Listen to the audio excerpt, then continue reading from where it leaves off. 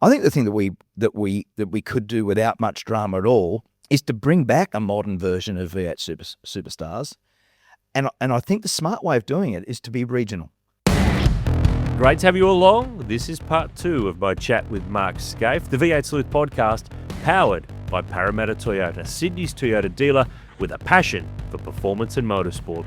Now, in this second ep, we're going to keep the big topics flowing along, specifically when Mark knew that he was done as a full-time V8 supercar driver, and some other really deep, interesting observations about his latter years with the Holden racing team. But this part begins with a tough story from 30 plus years ago when he was able to make a difference to help a father and his son when they were in real need.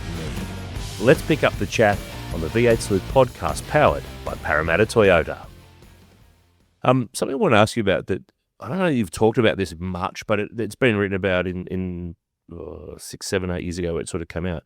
So there was an accident, I think you were with the Nissan team at the time, heading up to Winton or coming home from Winton or a test or a race meeting, that you come across a car like off the road somewhere. And there was a story in the News Limited Press, I think it was about 2019, some 30 odd years on. I know this is a little bit of a difficult one, but it has been out there publicly, and I was just keen to ask you a bit further about it. But you come across like this car crashed, and you eventually, the short story, the version of the story, you're reunited with the guy and his son who were in this car crash that was really, really serious. Can you tell us a little bit about that? Because it's an awkward one, and I'm awkward asking, but I would only ask about it because it is out there publicly a little bit now. But wow, I mean, that's a huge. That was really. And hard. I wanted to ask you about it too, because I think you get demonized by people online, and at the end of the day, we all have our faults and our things that we know we are. But I think you get quite unfairly dealt with on socially. It's a balanced story that everyone has a bit of a view and opinion, and they're entitled to it. But I think sometimes that they need a bit of balance to some of these things and a bit of perspective on life. Yeah, and look, that's a really good point, Noonz, because I've never through my life tried to be a bad person or to get people offside. If I have, trying to win a race, then so be it. And probably if you think about the Ford and Holden rivalry, 50% of the fans are probably always going to be a bit askew. Funny, just how it is. Anyway, on that day, that was a really big crash, and those sorts of things. And I'm sure other people have had very similar circumstances where you see something and you go, well, I should help here, and I've actually done that a few times where you see something, that's really bad, and there's been a crash, and you assist, and I was so rapt that the people that were involved were able to come and see me afterwards, and many years on, and see the what could have been a really tragic tale could have we could have helped in some way, which was really nice, and I think. Those things they're really personal, I would like to think, and it was a little bit like Glen Seaton. So we were testing at Phillip Island, and the Glen Seaton crash happened when we were there, and I was the first one there, and I drove up, and he's one of my closest mates. Well, this is his big testing crash in 2000.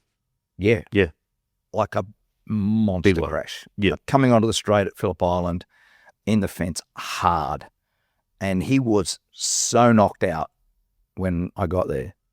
And a few of us had to grab him and put him on the ground. And he was just completely incoherent. And I was just massively worried about him, because I when you've grown up together and you're such great mates, you just don't want to see that stuff. Doesn't matter whether they're a competitor or they're in a different car or your own car, whatever it is. Anyway. It was sort of similar in some ways to that. The feelings around it. I didn't want to drive for the rest of the day. I didn't drive the rest of the day after the Glen crash. Understandable. Yeah, it really knocked me around. So this was like going back to the other incident. So this was like you were with your team, I think, weren't you? Yeah. Heading up to Winton. So I'm presuming you him somewhere. Yep, it's back way, and so we ended up arrowing off the road and going helping these guys, and Yeah. Again, I mean, I find it really awkward because, you never know in those sort of circumstances. Well, you're not sort of trained medico or whatever, but it's not a normal situation to come across. And you also don't want in any way to do something that might be integral to them having worse damage or something. Yeah, moving someone who might have a neck injury or whatever it might be. Exactly. Yeah, totally. So you just have to be so sensible and so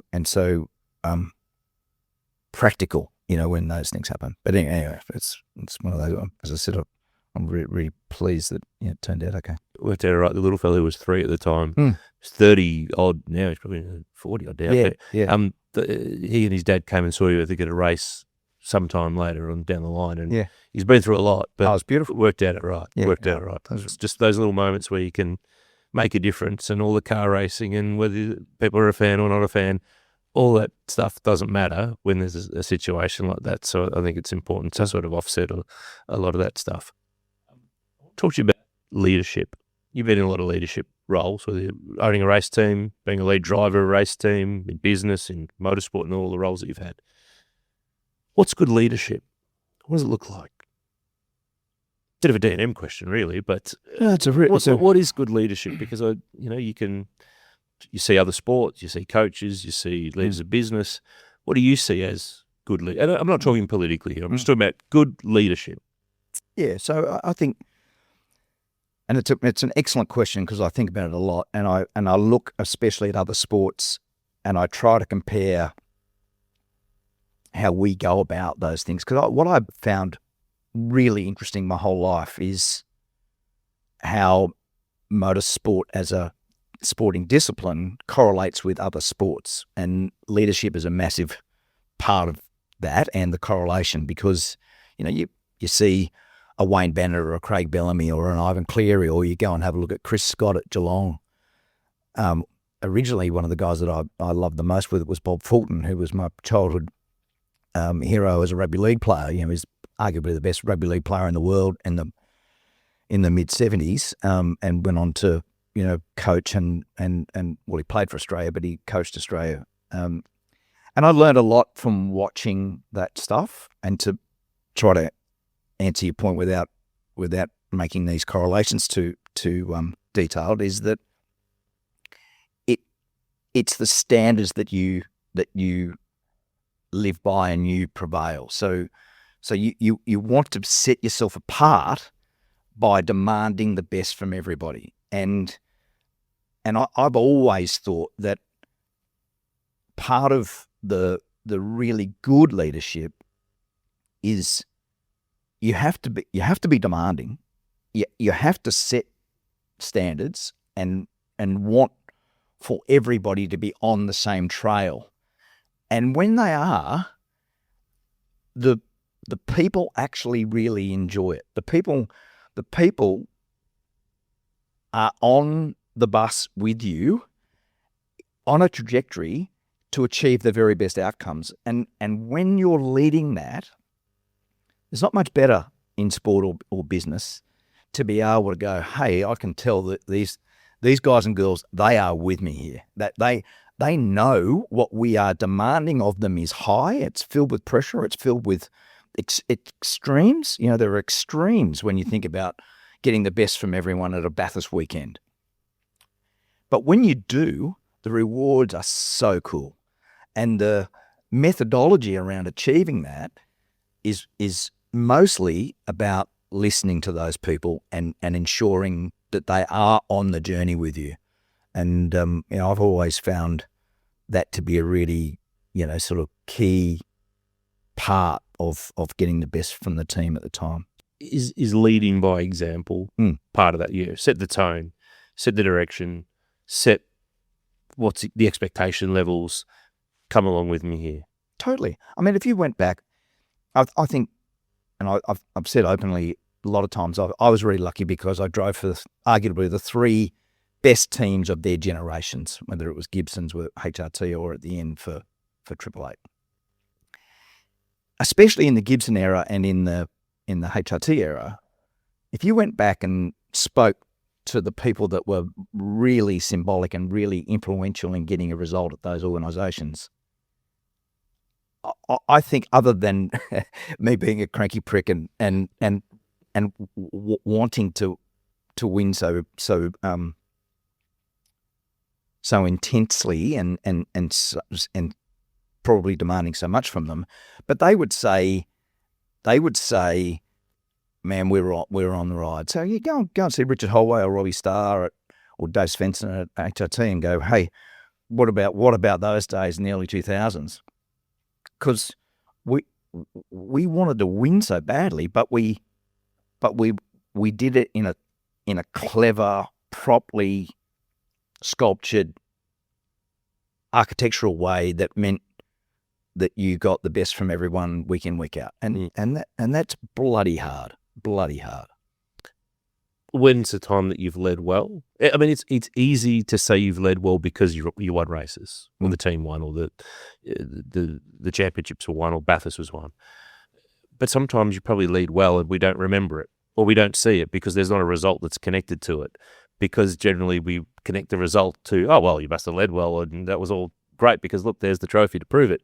Was there a time where we might not think that you would think that, oh, no, I did really well there, we just didn't have a result or a trophy to probably show for it? But Yeah. in myself and in my team and in my people and in my people that were in my circle, no, I actually did that right that day, but or at that period or whatever it might be, but history doesn't really, document it per se. Interesting, because 93 comes to mind because I was pretty much running the business at Fred's then when we changed from Nissan to Holden. And that race we had at Bathurst, Richo and I, against Larry and Greg Hansford of that day was an epic race. A ripper. And leading that change from Nissan into Holden and working so hard, Lido, you cannot believe the amount of hours that I was there, Noonz. First in the morning, last to leave, all that stuff, right? And the demand on getting, to be basically one of the lead Holdens by the end of that first season was just extraordinary. And I remember Jimmy Richards said to all the staff in the staff meeting at the end of 1993, because Jim got caught right at the end, he had to go down the escape road with a lap car, which basically stopped us from winning. Not that we would have won, but we were a better chance. But we were a big chance to beat Larry that day.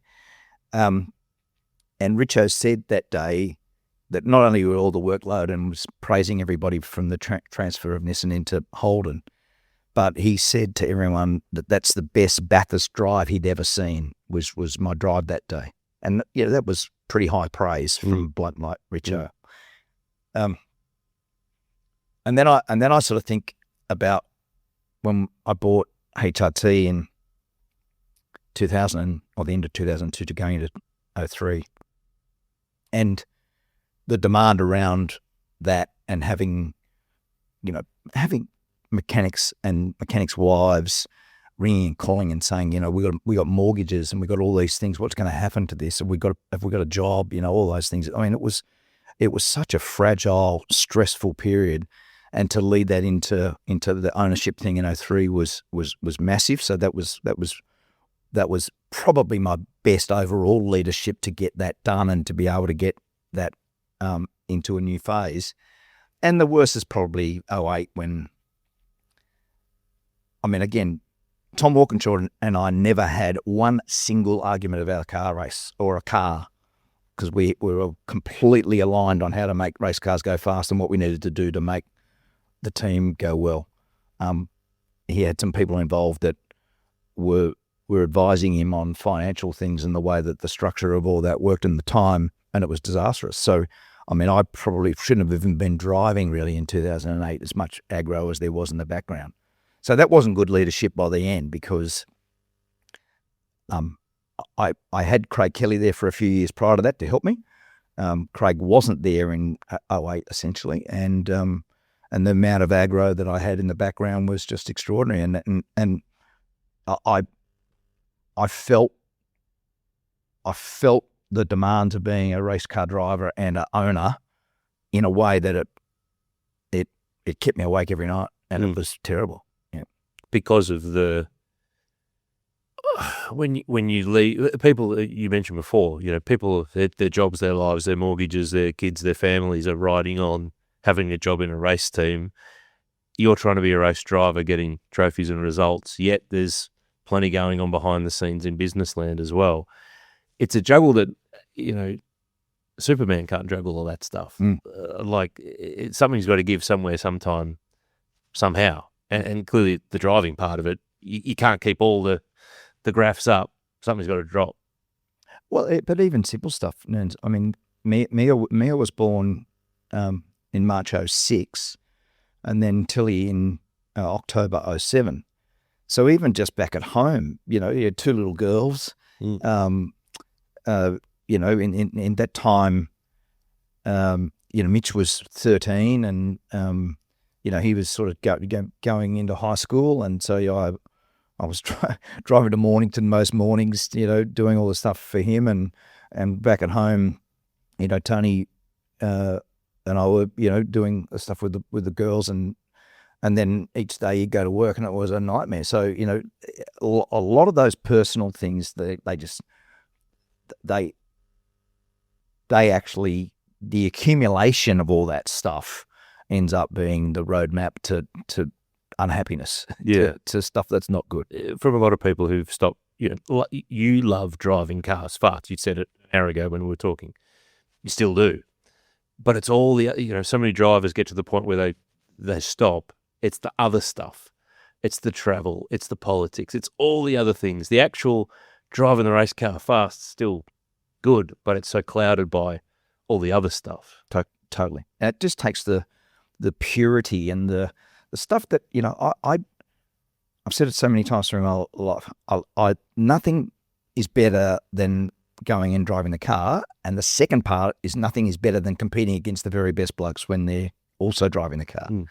So that level of competition is something that, really was probably the thing that continued to push me, and the thing that I really enjoyed the most. So when you've got that purity and you love something so much, and you just, for all of the reasons in the periphery, for every single other reason that you don't enjoy it, you're not doing it as well as you should. You know that you're underdone. You know that you're not as prepared. I mean, in 08, I wasn't, when I turned 50 and went and did that 12-hour race, I was fitter then than when I was 40, right? Because I could just concentrate on being fit. I just come along with my helmet and drive the car. Yeah.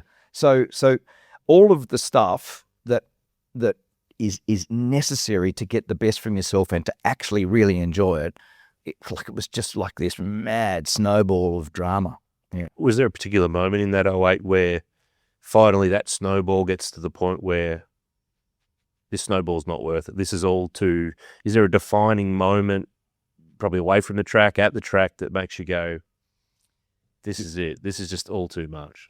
Yeah, there were two real standouts. The first one was 08 at Clipsal. So I always used to use the first session of the Clipsal 500 as my marker of how I was driving or how I was comparing to everyone else, because we always got new tyres for the start of that. So the first practice session was always fresh tyres, everyone. Yep. So all the work that might have been done in the off-season, all the things, no bullshit, we all blaze out on fresh tyres and how fast are you?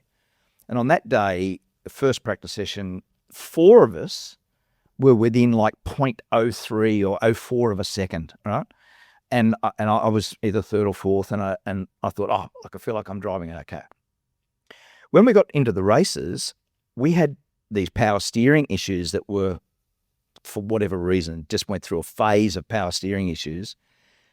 And the power steering, it was actually steering itself. So you drive along in a straight line, and the torsion bar, or whatever that was happening with pressuring the torsion bar across the orifices of the main area of the power steer that we used to tweak. Skaife's doing like driving the steering things to the point where the microphone's disappeared from his mouth. Sorry, I'm trying to explain stuff. Anyway, the car would move around in a straight line. It was actually not even tracking straight. And I remember in the race, I said to the guys, I'm going to have to come in, I'm going to have a look at this. And it was one of those ones where I just went, what am I doing this for? I've been working my bum off. I've got all these other dramas going. And now I can't even make this thing steer properly, and it's going to fire me in the fence, right? So that was the first sort of marker where I went, nah, I'm not enjoying this. Later in the year, by the time we got to Bathurst, I crashed. Whincup and I were battling for the lead, and I come into the braking area for Forest Elbow, locked the right-hand front, speared over the hill, going too fast, locked the left-hand front, and ended up making contact with the wall on the right-hand side. And I sort of just resigned myself to the thing that I just don't want to do this anymore at the moment. I just that wasn't a mistake that I would normally make. It was it was like an unforced error of the day, and it was sort of evidence that I wasn't able to compete at a level that I enjoyed or I thought that I could sustain, and that was sort of the reason that then I announced my retirement before the Gold Coast. Having that level of, I guess you talked about it before when you were injured after that Easter Creek shunt. Shutters up, don't want to admit anything, nothing, give no one anything, no weakness, no vulnerability, no possibilities, nothing. But appreciate that you were able to now take a little bit of a step back and pull some of the shutters down a little bit and process a little bit of that and share it with us. It's really appreciated. But having the honesty to be honest with yourself, something you've always sort of talked about a bit. So what could you have done differently now that you look back at that period? You know, you had Craig Kelly in there for a time running the business, the team. You try and drive the car, you're trying to find the money, you're trying to deal with the politics. You've got the Tom Walkinshaw entity and his people involved, and there's all sorts of stuff that make it into the press at times that comes at bad opportunities. What could you have done differently when you go back over that might have got you driving for a little bit longer or got another year out of you, another two, because you go and do that deal to take on that team and take on that huge responsibility. I mean, it's a big enough responsibility driving for the Holden racing team, let alone also owning it and running it. When you look back on it, and there's plenty of time now since that's all happened, is there anything that you look back and go, should have done that, could have done that, would have done that, would have therefore driven longer, maybe it turned out differently or better? What could you pinpoint that maybe if you had your time over, you'd do again? How long have you got? Part two. Yeah, I reckon it is part two. I mean, there's just a wave of things that I probably could have or should have done differently. And probably the first one is to have left Craig in there being CEO for longer. And probably secondly, to have really harnessed the Tom involvement in a way that was sort of more sophisticated and better planned out. You know, he was on the other side of the world. He was getting his businesses going again. John Crennan and I obviously remained, in very close contact the whole time with that. But John was also in a difficult spot at the same time because he was still head of HSV, and that was a really big part of Tom's empire, building his businesses back.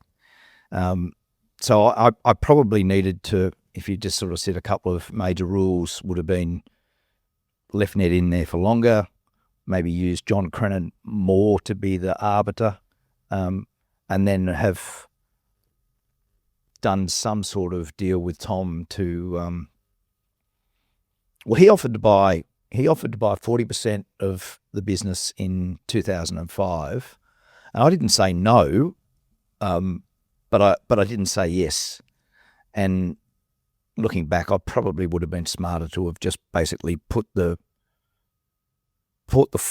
welcome back mat out at the front door and sort of said, hey, why don't we do this together, rather than it feeling like it was semi-separate. And in a way, what people didn't understand is that the services agreement, so I had a sponsorship agreement with Holden and I had a services agreement with Holden Motorsport. When Tom went from managing Holden Motorsport to owning Holden Motorsport, I had no option. I was contracted to use Holden Motorsport. Service. Yeah. Which became a Walkinshaw Performance Group or whatever it was. Yeah. Totally. So I couldn't, if I didn't like what they were doing, I couldn't go to, I didn't have a deal. And I couldn't go to Larry Perkins and say, hey, Larry, can you prepare the cars for me? So So it was a really difficult and complex structure, and it was a really difficult and complex time for lots of reasons. And as I said, if you've got another 2 hours, I'll take you through We'll come back for another chat another time. Yeah. You are so strongly identified with Holden because of the era that you drove there, HRT, and of course Nissan prior to that. Was there ever a time, I can't imagine that there was, but was there ever a time that someone from the blue side of the fence said, hey, how about it? We've got a deal. We'd like to do this. We can see that. Was there ever a time that they were in a position, because they threw some money, they threw a lot of money around it, a lot of guys, a lot of teams, Lowndes, Ingle, all sorts. Did Ford ever come knocking for you?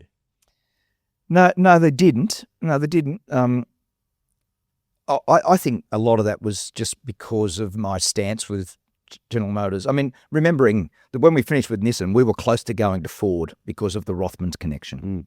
So of the day, Fred Gibson wanted to go to Ford, and Rothman's company car fleet was a couple of thousand cars, were all with Ford. Yeah. So it made a lot. He has a Ford history. And he had a Ford history. He was a factory and driver, and he yeah. had great relationships still with Ford.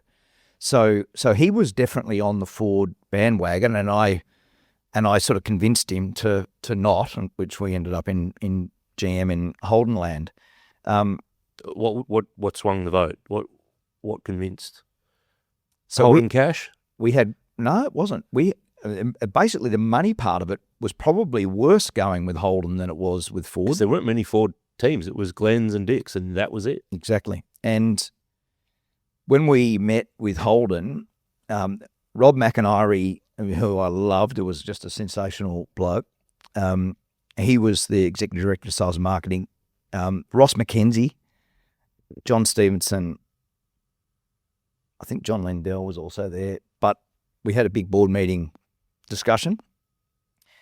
Fred was doing the, pros and cons. We had another sponsorship bloke with us, and I basically sat in the room, didn't say anything. And this big imposing guy, Rob McIntyre, he looks across at me at the end and he says, so you haven't said anything in this meeting, Mark. What do you want to do? And I said, Rob, it's really simple. I just want to win the races. And he laughed and he said, well, I think we can help you with that, right? Which meant it was money. So I walked out and said, Fred, I really like that bloke. And we spoke about it a lot. And the next part of the puzzle was who's doing the homologation, and it was TWR. And I sort of sold the concept of TWR doing a better job than what Glenn and Dick, because they were all out there already testing. I said, we're going to be behind the 8 ball, behind those guys that are already running their cars. I think it's smart if we go with TWR and we know that these Holden blokes are, they like us and all that stuff.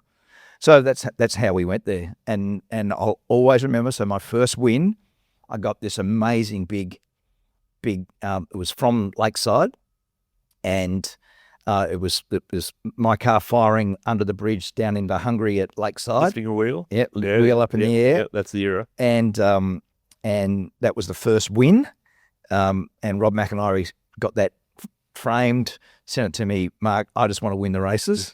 And that was the start of it, just an unbelievable relationship. Because remember, in 1994, when I won the championship for them, they hadn't won since Peter Brock in 1980. Yeah. So 14 years. Been a while. Been a while of not doing that. So yeah, so no, I never, other than that time where it was really very precarious, as in Ford or Holden, I never had another offer from Ford, and it's funny because a lot of the time I got on really well with a lot of the Ford heavies of the day, and I really respected how they ran stuff and what they did, because I always used to look at the industry and look at what they were doing, and a lot of the competition that was happening off the track, about how Holden and Ford were trying to beat each other off the track, just like they were on the track. So there was a lot of really good memories from just the level of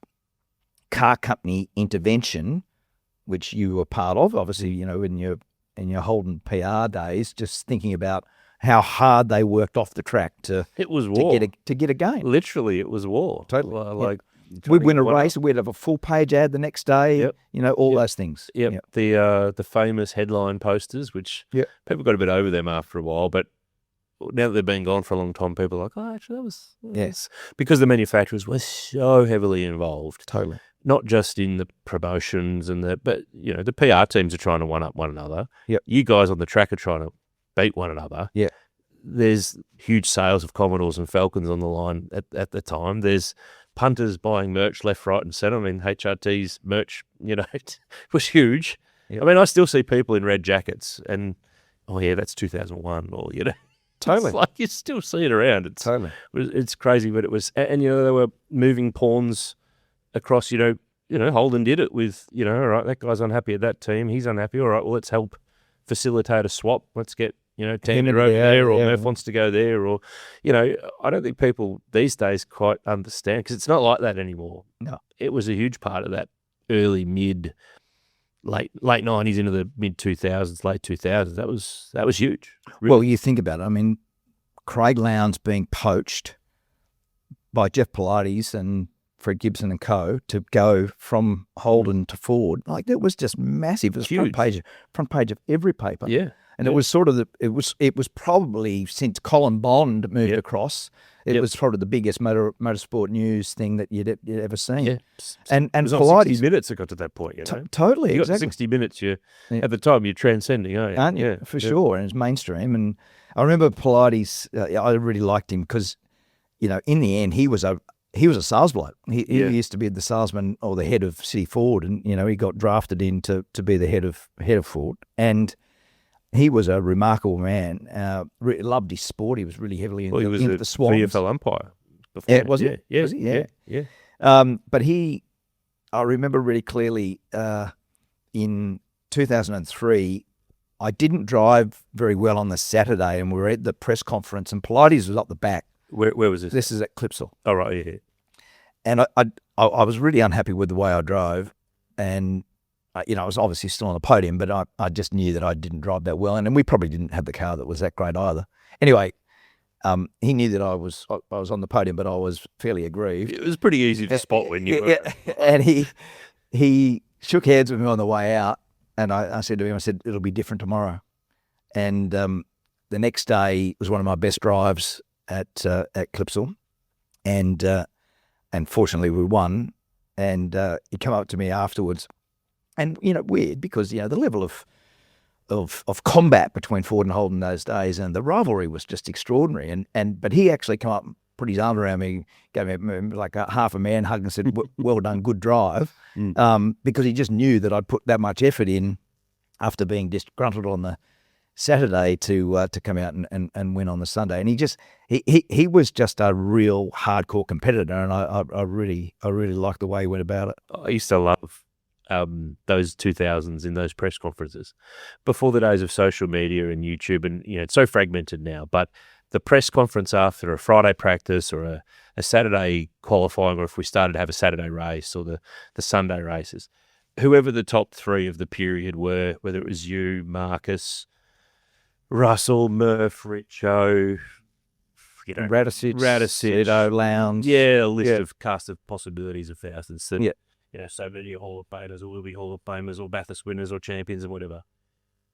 I reckon you all took, I'm interested in your thought on this. The press conference was a great opportunity to steer what you wanted. Whether you had a shot to fire at another driver, a political point to make about parity or homologate, whatever, technical, you all were smart enough and wised up enough that there was a chance with the platform, and look, at those days the media pack was bigger following the circus. But I loved the theatre of those press conferences and Rotto. And when I love watching you in these, because if your knees started tapping and going up and down, that meant whoever was saying whatever they were saying you were disagreeing with, and then you could see you ready to respond and ready to fire.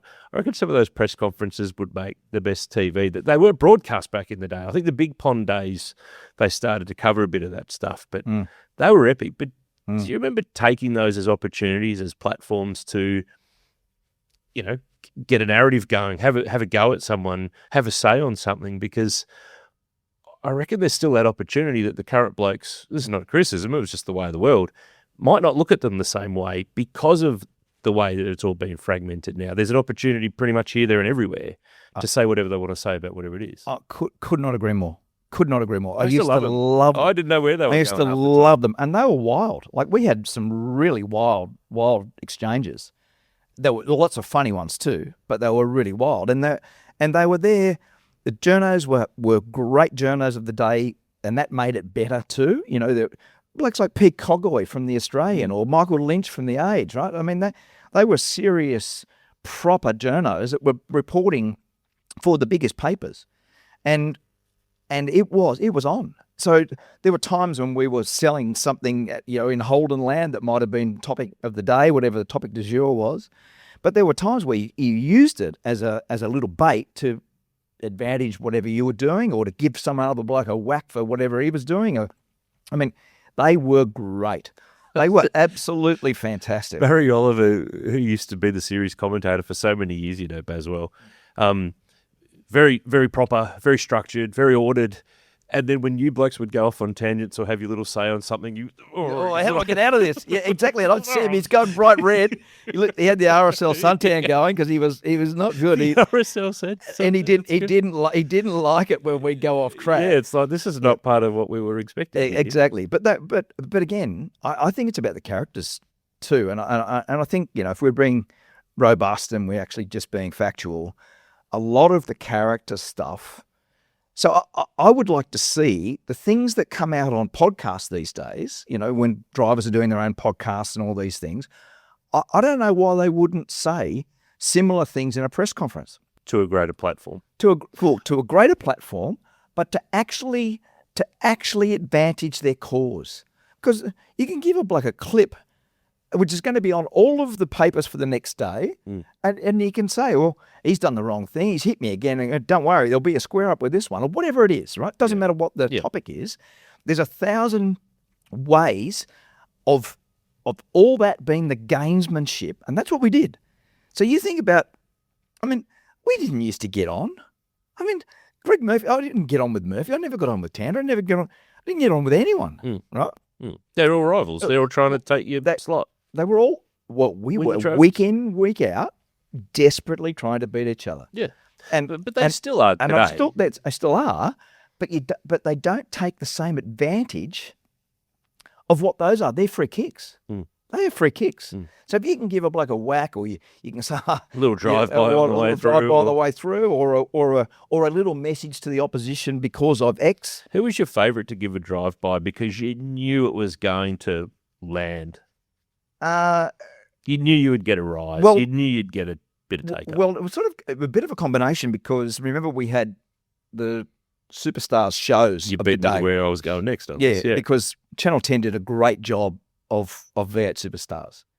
Was that just a simple formula of get you all in a room, feed you 5 beers and let you loose? Yep. Pretty much. Well, VB of the day. VB of the day, and it was really easy to get us to get off the bike. And guys like Murph were great. Russell Ingall was great.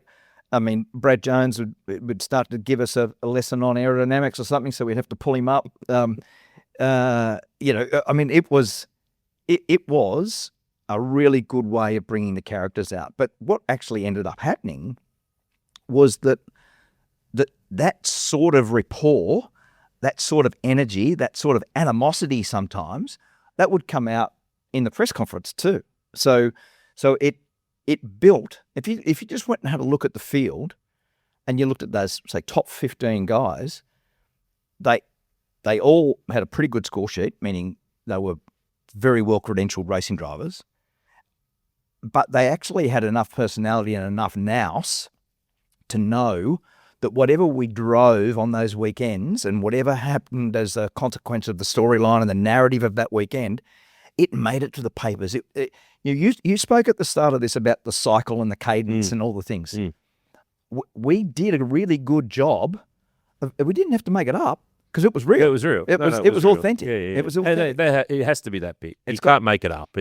And the punters are too savvy for that. Yeah. That doesn't work. Yeah. That doesn't work. You can take threads even that's starting to stretch it literally, but there needs to be an element of authenticity and a organic DNA to the whole thing to begin with for it to be able to be built upon. But For sure. I take the current driver's point, though, that it is a very different world now, that people, if someone back in the day really didn't like what you said or did on the racetrack, they had to go to an effort to tell you.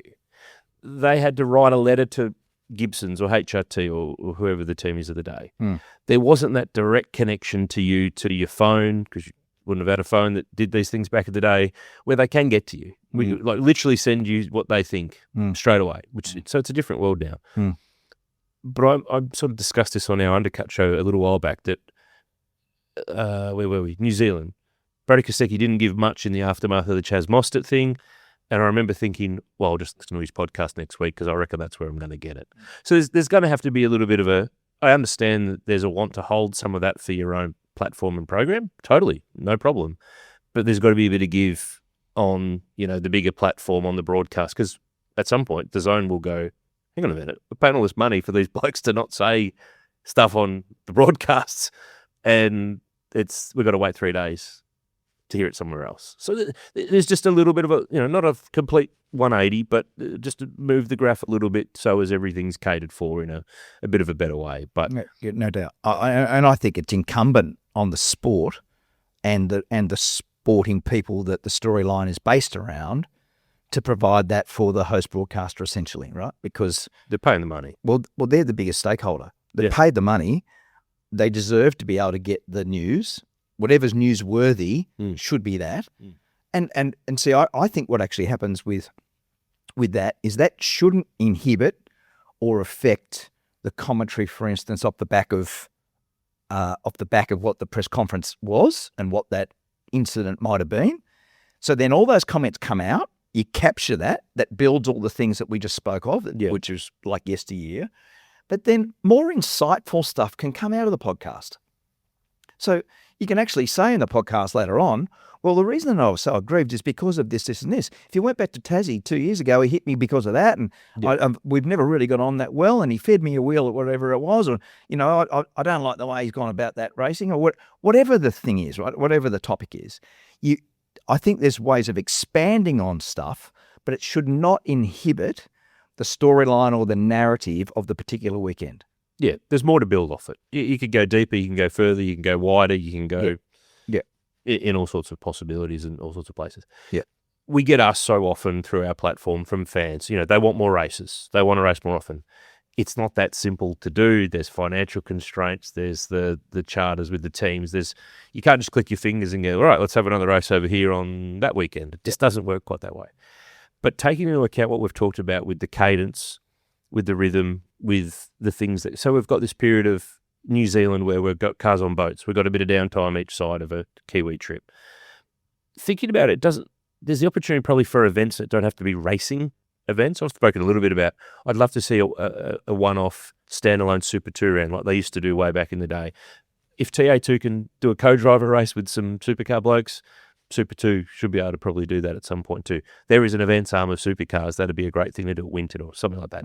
But another thing that sprang to mind here, could we split out the Hall of Fame from the gala dinner and have a Hall of Fame focused dinner event somewhere in that quieter period to put some spotlight on the legends, the legendary drivers, team owners, cars? Because at the moment, there's Hall of Famers. You were inducted at one of those gala dinners over the years. The kind of part of the end of the year, I reckon they get a bit lost and not celebrated enough. How about we pluck it out and make the Hall of Fame its own dinner in April or somewhere like that? And there's I only thought of it because NASCAR do a really good job of that stuff, and they have a list of possibilities and they get honed down to who are the group that year. I don't know, it's another event, it's another focal point, it's another part of storytelling that can fill a spot in a calendar that we don't have a car race, maybe. Couldn't agree more. Could not agree more. Absolutely.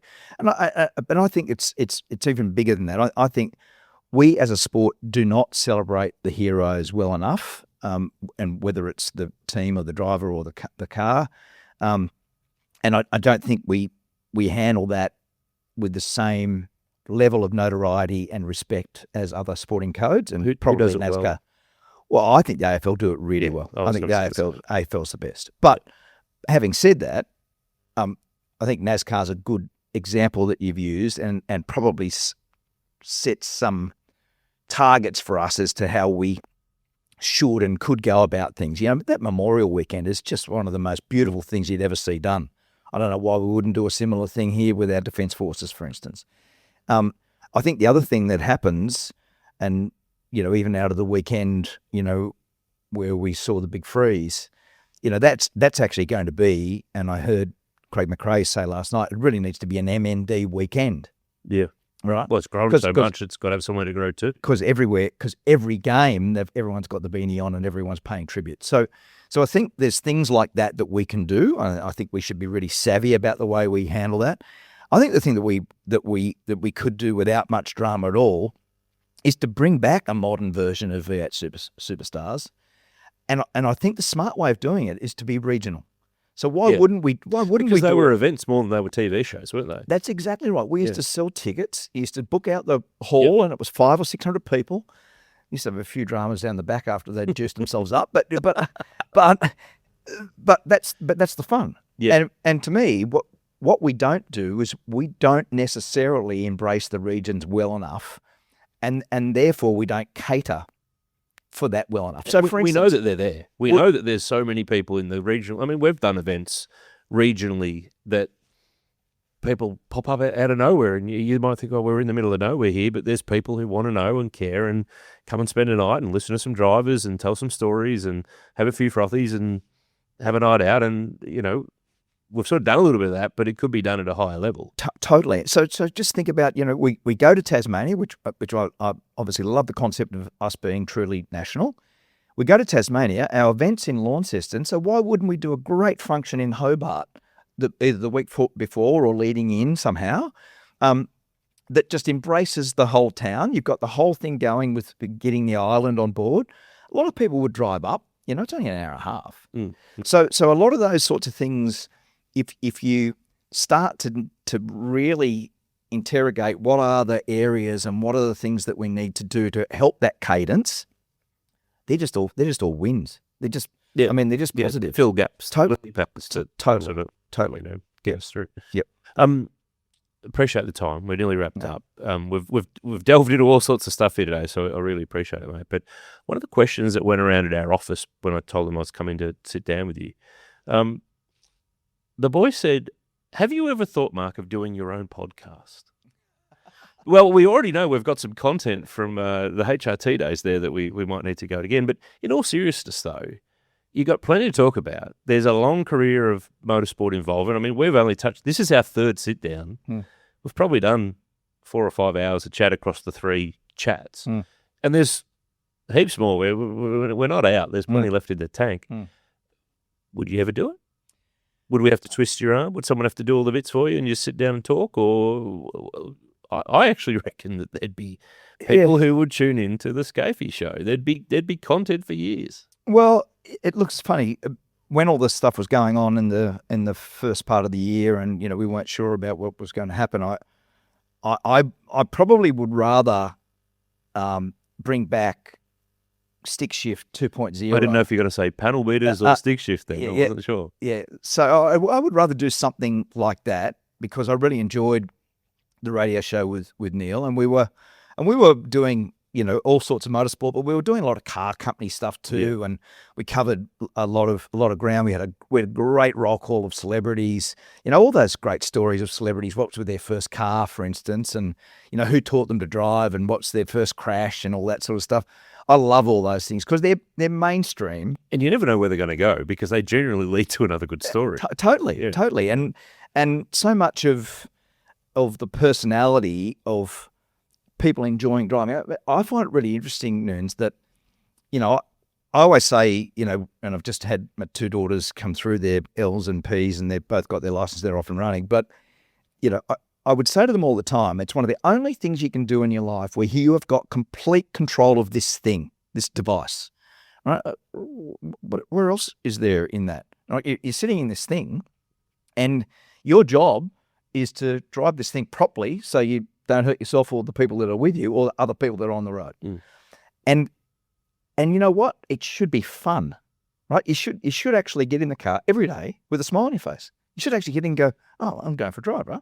because what you do is your target is to be so proficient, to be so competent that you only think about what's going on outside, that you can drive the car so well that you're not trying to work out where the controls are, or I'm not really sure how I should drive a car. I should be so good at this that I know the things that will hurt me are the things outside, and I'm going to do it. So I get my kids and I'm going to drive to Brisbane. I know that when I get to Brisbane, I'm fine. I'm not going to do anything dumb. I'm not going to hurt anyone else. I'm going to drive the car properly. So stuff like that, I love the thought of being able to have people enjoy the driving experience and actually think about driving in a completely different way. And every time I talk to government about stuff like this, because we should, just like swimming between the flags, we should be teaching kids to drive. Totally. It is a complete joke. The way government approach road safety is a complete joke, right? Has been for years. And so bad. It's not competency-based at all. It's just like, how slow do we need to go to protect everybody, right? I mean, it's just a complete joke. And by the way, not equip them with any skills when we let them Don't give them no skills. Just do a few parallel parks and see how we go. Yeah, exactly. So that mentality is just complete rubbish.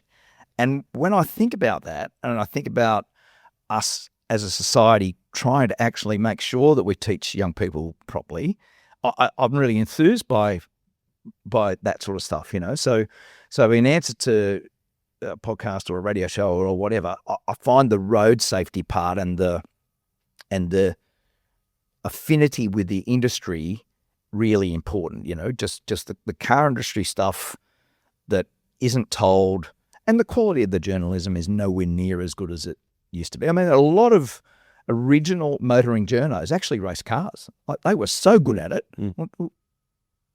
David Mackay, did he win? He was the first Australian touring car champion. There you go. Yeah. Journo. Pete McKay. Yeah, Pete McKay, superstar driver, right? So much of that needs to sort of come out in a better way and be done in a more sophisticated, modern way for sure. So you are open to your own show. But if it can serve the purpose of helping pass on the message about driver training, road safety, if you tie all that into content of motor racing stories of back in the day, stuff that's going on currently now, it's a pretty powerful tool. Yeah, well, it could be. So let's keep. He said could, everybody. He said could. He didn't say no, but he didn't say yes. Could is could. To me, that's maybe in the middle. Maybe in the middle. Thank you, mate. Thoroughly appreciate the time. We've covered a bit of ground. We've zipped around here, there, and everywhere, and dived into some deeper meaningfuls and some fun stuff too. So thanks. Really appreciate it. We'll be back for part 4 in a couple of years' time. Thank you. Mark Skaife, now a three-time guest on the V8 Sleuth Podcast, powered by Parramatta Toyota. There's so many more topics that we've not touched on with Mark. All the more reason, I guess, for another visit with him sometime in the future. Search back through the place that you're listening to this podcast, and you can catch my previous chats with him from 2019 and 2020. We've got plenty more great eps coming your way. I'll catch you next time on the V8 Sleuth Podcast, powered by Parramatta Toyota.